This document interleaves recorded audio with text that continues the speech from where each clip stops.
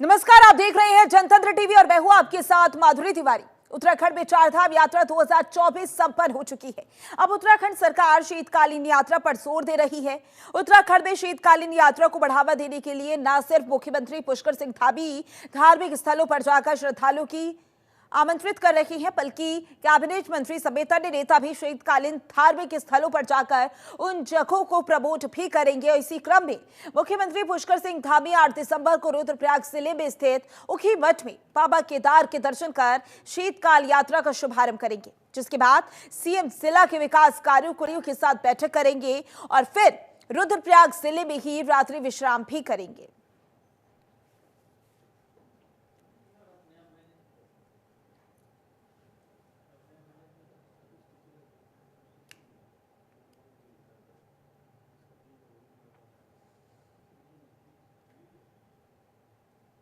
तो वहीं प्रधानमंत्री मोदी के नेतृत्व में केंद्रीय कैबिनेट ने शिक्षा क्षेत्र में ऐतिहासिक कदम उठाते हुए देश भर में 85 नए केंद्रीय विद्यालयों की स्थापना को मंजूरी प्रदान की है और इसी निर्णय को लेकर अंतर्गत उत्तराखंड में भी 4 नए केंद्रीय विद्यालय खोले जाएंगे। यह निर्णय न केवल राज्य बल्कि पूरे देश में नए आयाम स्थापित करेगा। इन 85 केंद्रीय विद्यालयों को स्थापित करने के लिए 5,872.08 करोड़ की अनुमानित लागत निर्धारित की गई है। इन स्कूलों में 82,560 छात्रों को गुणवत्तापूर्ण शिक्षा प्रदान की जाएगी। इसके साथ ही यह परियोजना 5,380 स्थायी नौकरियों का सृजन करेगी, जिससे शिक्षा क्षेत्र में रोजगार के नए अवसर उत्पन्न होंगे। उत्तराखंड जैसे पर्वतीय राज्य में इस पहल का विशेष महत्व है। 4 नए केंद्रीय विद्यालयों के खुलने से दूर दराज के इलाकों में रहने वाले छात्रों को भी आधुनिक और सुलभ शिक्षा प्राप्त करने का मौका मिलेगा। ये निर्णय राज्य के उन क्षेत्रों के बच्चों के लिए वरदान साबित होगा जहां शिक्षा का स्तर और संसाधन अभी भी सीमित है।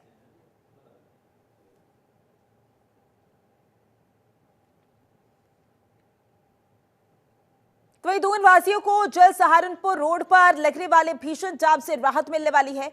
राज्य के शहरी विकास मंत्री डॉक्टर प्रेमचंद अग्रवाल ने बताया कि देहरादून के ब्राह्मणवाला में नए आढ़त बाजार के निर्माण कार्य तेजी गति से जारी है। नए आढ़त बाजार में 570 वाहनों की पार्किंग की व्यवस्था की जा रही है। करीब 126 करोड़ की लागत से नए आढ़त बाजार का निर्माण किया जा रहा है। बहुत जल्द इसकी शिफ्टिंग का कार्य शुरू किया जाएगा। उन्होंने बताया कि नए आढ़त बाजार में 570 वाहनों के लिए 5 मंजिला पार्किंग के अलावा दोनों तरफ सड़क निर्माण, ओवरहेड टैंक निर्माण, सार्वजनिक शौचालयों का निर्माण कार्य गतिमान है और इसके अलावा यहां STP, fire station, cold storage, polyclinic, hotel, guest house, park का भी निर्माण होना है। मई 2025 तक सभी प्रस्तावित निर्माण कार्य पूरे होने के निर्देश जारी कर दिए हैं।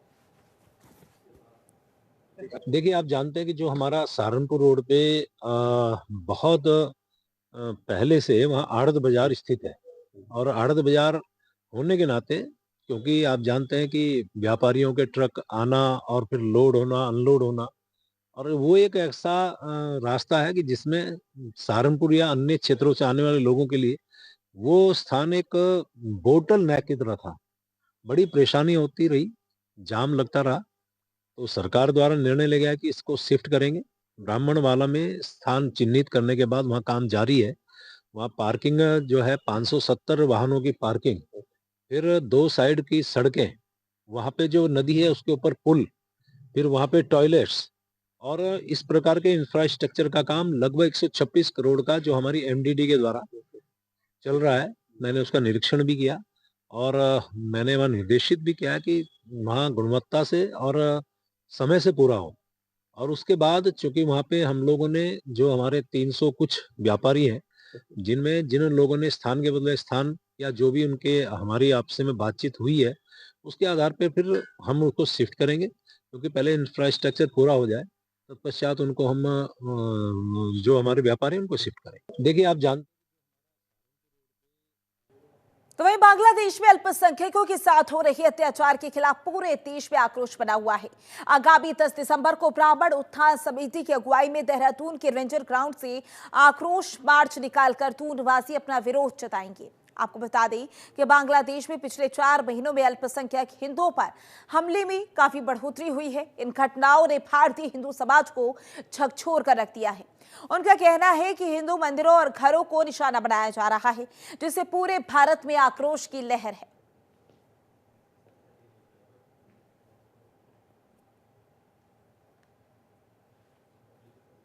देखिए, ये आक्रोश तो जैसे आप समझ रहे हैं कि बांग्लादेश में अगर इसे दूसरे हिसाब से देखा जाए तो पिछले कुछ समय से हमारे अपने देश में ही गड़बड़ हो रहा है और बांग्लादेश में ऐसा भयानक कांड हो गया। और जबकि बांग्लादेश मैं जो पढ़ता हूँ सुनता था कि ये बड़ा खुशहाल देश हो गया था और इसमें सब हिंदू मुस्लिम सब मिलके रह रहे थे और यहाँ पे ट्रेड बहुत था, बहुत व्यापार था, यहाँ ये बहुत मैन्युफैक्चरिंग थी, कपड़ों का जूतों का बहुत भारी काम वहाँ से होता था और पूरे विश्व में वहाँ से मान जाता था। और किसी ना किसी वजह से मानव अधिकार कहो, आप हिंदू मुस्लिम कहो, जो व्यापारी वर्ग है वो भी समाज का ही वर्ग है। हम खुद हमारे परिवार बच्चे हम समाज में ही रहते हैं, तो हम समाज के लिए अगर कोई चीज़ है तो उसे व्यापारी भी को भी सबसे पहले हिट कर देखिए।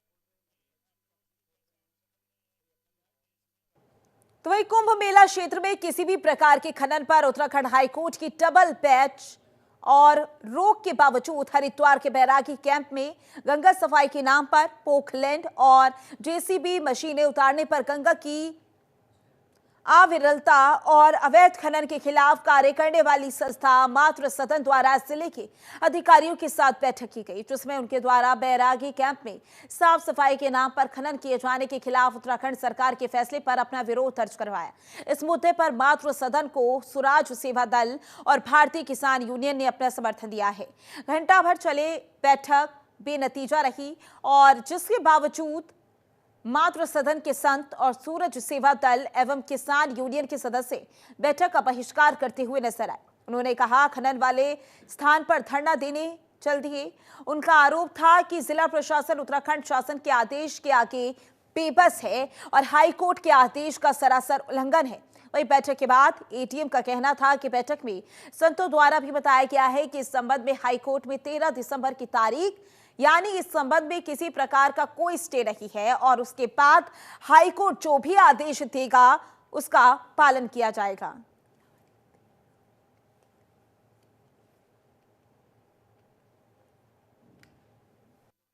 प्रशासन के जो आलाधिकारी हैं इनसे महाराज जी के नेतृत्व में जो एक मीटिंग हुई है, सबसे पहले ये डिप्लोमेटिक बात कर रहे हैं। ये बात अगर जो है ड्रेजिंग की कर रहे हैं और कॉमर्शलाइज की कर रहे हैं। अगर यहाँ से मान लीजिए ये राष्ट्रीय राजमार्ग को ये जा रहा है पत्थर, तो इसका मतलब निश्चित तौर से ये पैसा लिया गया। अगर पैसा लिया गया तो कॉमर्शलाइज हो गया।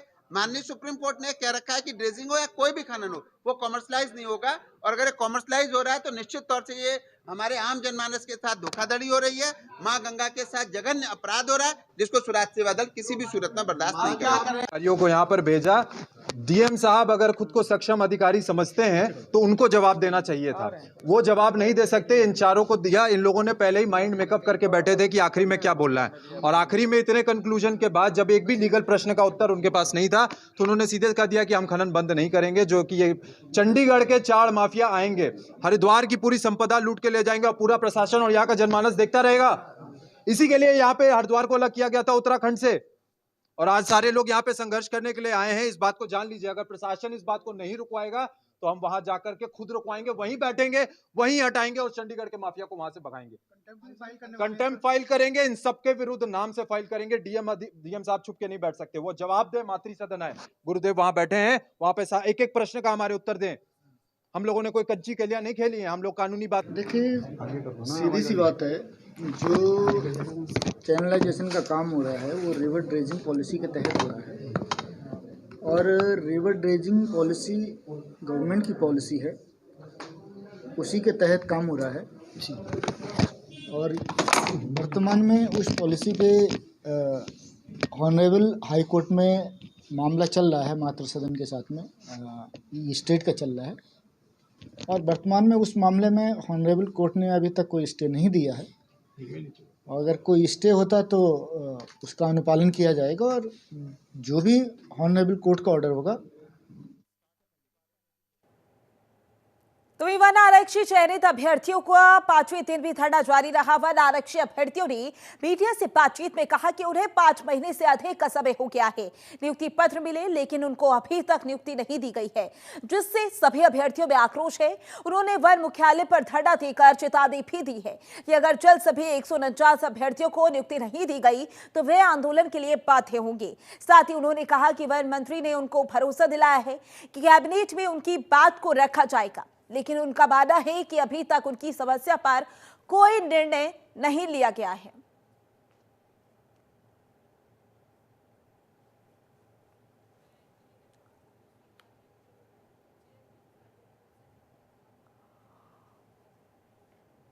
जी, समस्या ये है कि मैं आपको पूरा प्रकरण एक बार बता देता हूँ कि वन आरक्षी प्रतीक्षा सूची वाला विषय है। ये वन आरक्षी पदों पर भर्ती होती है यूकेपीएससी द्वारा और 9 अप्रैल 2023 को इसका पेपर होता है और 15 जनवरी को इसका रिजल्ट निकलता है।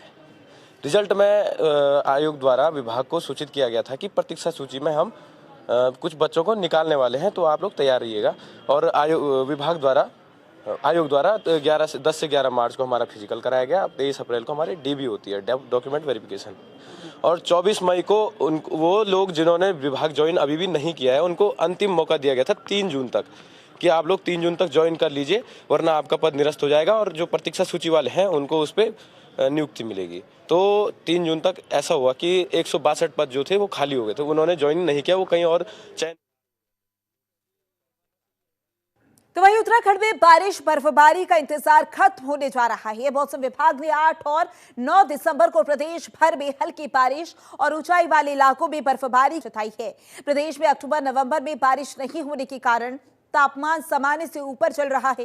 मौसम वैज्ञानिक रोहित थपलियाल का कहना है कि 8-9 दिसंबर को प्रदेश में पश्चिमी विक्षोभ का असर दिखेगा। इसी से प्रदेश भर में हल्की बारिश और ऊंचाई वाले क्षेत्रों में बर्फबारी होने के आसार हैं। इसके बाद अगले 3 से 4 दिन में तापमान में 2-4 डिग्री की कमी आने से ठंड बढ़ेगी। ये भारत मौसम विज्ञान विभाग के 150वें स्थापना दिवस के उपलक्ष्य पर ये नेशनल मीटरोलॉजिकल ओलंपियाड प्रतियोगिता आयोजित की जा रही है। तो ये नेशनल और स्टेट लेवल पे ये प्रतियोगिता आयोजित की जा रही है, जिसमें जो यंग स्टूडेंट्स हैं उनको वेदर और क्लाइमेट के प्रति जागरूक करने एवं उनके बीच में जो है इस संबंध में विषय को लेकर उत्साह जागृत करने के लिए ये प्रतियोगिता आयोजित की जा रही है। ये इसमें पार्टिसिपेट करने के लिए 8th, 9th या 11th क्लास के जो स्टूडेंट्स हैं वो इसमें पार्टिसिपेट कर सकते हैं। तो इसके जो तरीका ये है कि इसमें जो है ऑनलाइन रजिस्ट्रेशन है, तो 10 दिसंबर लास्ट डेट है रजिस्ट्रेशन करने की, और उसके बाद जो है ये ऑनलाइन एग्ज़ाम होगा, 1 घंटे का एग्ज़ाम है जो 14 और 15 दिसंबर को होगा। तो इसमें 8th, 9th और जो है 11th क्लास के स्टूडेंट्स रजिस्ट्रेशन के बाद पार्टिसिपेट। तो मौसम विभाग की ओर संभावना जताई गई है 8 और 9 दिसंबर को बारिश हो सकती है और उन लोगों से भी सतर्क रहने के लिए कहा गया है। न केवल बारिश बल्कि उत्तराखंड में बर्फबारी के भी आसार जताए जा रहे हैं। तारीख भी बता दी गई है, 8 और 9 दिसंबर को बारिश की संभावनाएं जताई गई हैं, बर्फबारी की भी संभावनाएं जताई गई हैं, यानी कि बर्फबारी भी हो सकती है और बारिश भी हो सकती है, जिसको लेकर लोगों को अलर्ट रहने के लिए कहा गया है।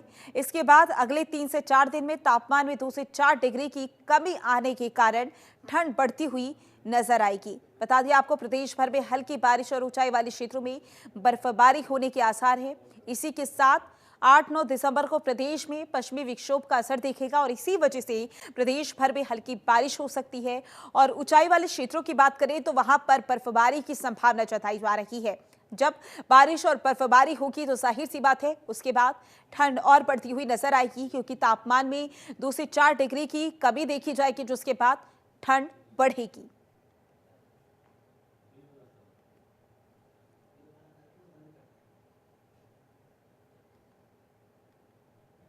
तो वहीं उत्तराखंड में अधिकारी अपनी ड्यूटी को लेकर कितने मुस्तैद हैं, इसका अंदाजा शायद ही किसी को होगा।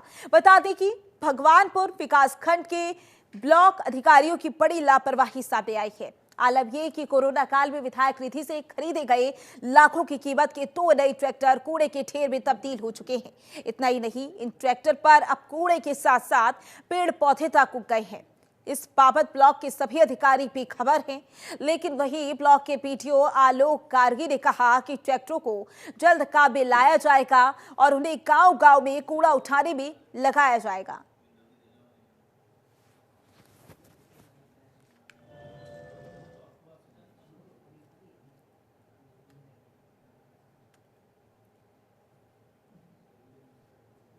ट्रैक्टर जो थे ये हमने इससे पहले कूड़ा निस्तारण और इसके लिए एडीओ पंचायत के पटल पर रखे थे। ग्राम पंचायतों को रिक्वायरमेंट के हिसाब से उसको दिए जा रहे थे जहाँ भी उसको आवश्यकता हो।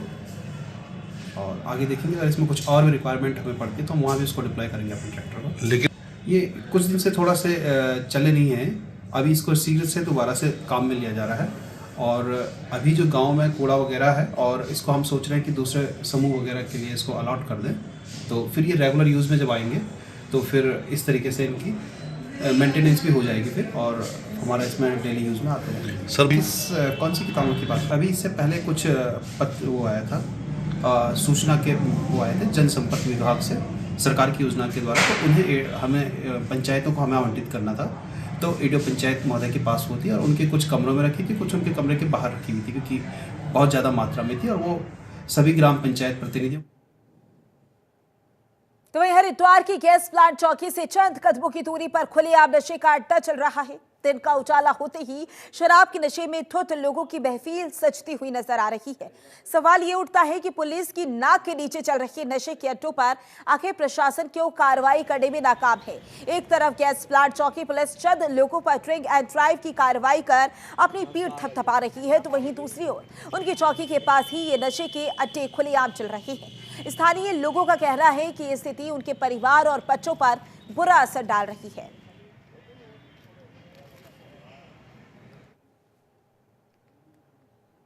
फिलहाल के लिए इस बुलेटिन में बस इतना ही। बने रहिए जनतंत्र टीवी के साथ। नमस्कार।